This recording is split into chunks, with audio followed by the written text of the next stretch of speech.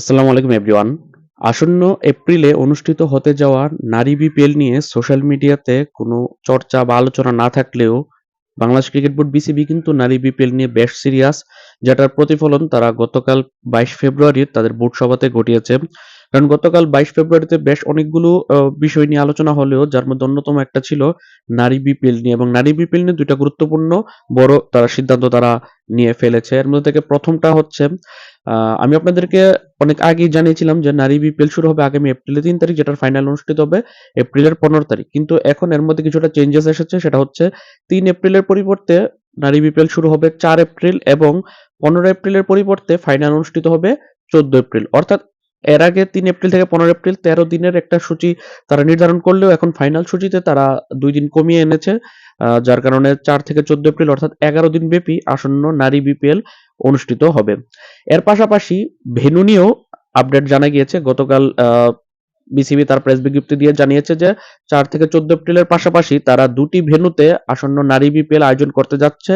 একটা হচ্ছে স্বাভাবিকভাবেই ঢাকার মিরপুরের আহ, শেরেবাংলা ন্যাশনাল ক্রিকেট স্টেডিয়াম মাঠ, এবং চট্টগ্রামের বীরশ্রেষ্ঠ শহীদ flight lieutenant Matiur Rahman cricket স্টেডিয়ামে অনুষ্ঠিত হবে। এই দুটি মাঠে মোট 7টি ম্যাচ অনুষ্ঠিত হবে। এখন 7টি ম্যাচ কিভাবে সেটা যদি বলি, আমরা সকলেই জানি যে 3 দল নিয়ে আসন্ন এই নারী বিপিএলটা অনুষ্ঠিত হবে, এবং 3 দল ডাবল রাউন্ড রবিন লিগ পদ্ধতিতে আসন্ন এই নারী বিপিএল এ খেলবে। অর্থাৎ এমনিতে যদি 3 দল একে অপরের বিপক্ষে খেলতো তাহলে একবার করে দেখায় তারা প্রতিপক্ষ 2 দলের বিপক্ষে একবার করে দেখায় 2টা ম্যাচ খেলতো, 3 দল মিলে সর্বোচ্চ ম্যাচ হতো 3টা। কিন্তু ডাবল রাউন্ড রবিন লিগ হওয়াতে এই ম্যাচগুলো দ্বিগুণ হবে, অর্থাৎ প্রতিপক্ষ 2টি দলের বিপক্ষে একটি দল 2বার করে দেখায় মোট 4টি ম্যাচ খেলবে, এবং 3 দল মিলিয়ে মোট 6টি ম্যাচ খেলবে লিগ পর্বে, যেখানে ফাইনাল ম্যাচ সহ মোট 7টি ম্যাচ অনুষ্ঠিত হবে। অর্থাৎ 3 দলের মধ্যে পয়েন্ট টেবিলের 1 এবং 2 এ যারা থাকবে তারা ফাইনাল খেলবে সপ্তম ম্যাচে আগামী 4 এপ্রিল থেকে 14 এপ্রিল। এখন এই 11 দিনের মধ্যে মাত্র 7 ম্যাচ, তাও আবার 2টা ভেন্যু, এটা নিয়ে আহ একটা তো খাপছাড়া একটা ভাব রয়েছে। অর্থাৎ মাত্র 7 ম্যাচের জন্য 2টা ভেন্যুকে তারা কেন অ্যাড করেছে? যদিও 2টা ভেন্যু অ্যাড করাতে একদিক দিয়ে ভালো হয়েছে, সেটা হচ্ছে শুধুমাত্র ঢাকাতে খেলা দিলে দর্শক সমাগম কিন্তু ওইভাবে ঘটে না।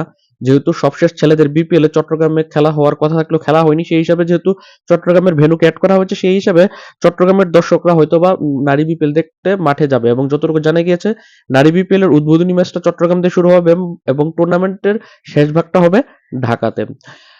এখন পর্যন্ত 3টি ফ্র্যাঞ্চাইজি কারা হবে সেগুলোর নাম এখন পর্যন্ত ঘোষণা হওয়ার সময় এখন আসেনি, কারণ গত 18 ফেব্রুয়ারি বিপিএল গভর্নিং কাউন্সিল তারা বিজ্ঞপ্তি প্রকাশ করেছে, যেখানে দলগুলোর আবেদন করার শেষ ডেট হচ্ছে আগামী 4 মার্চ। তারপর 4 মার্চের পর সকল আবেদন পাওয়ার পর সেখান থেকে যাচাই বাছাই প্রক্রিয়া শেষে সেখান থেকে 3টা দলকে চূড়ান্ত করা হবে, অর্থাৎ কমপক্ষে 3টা দল।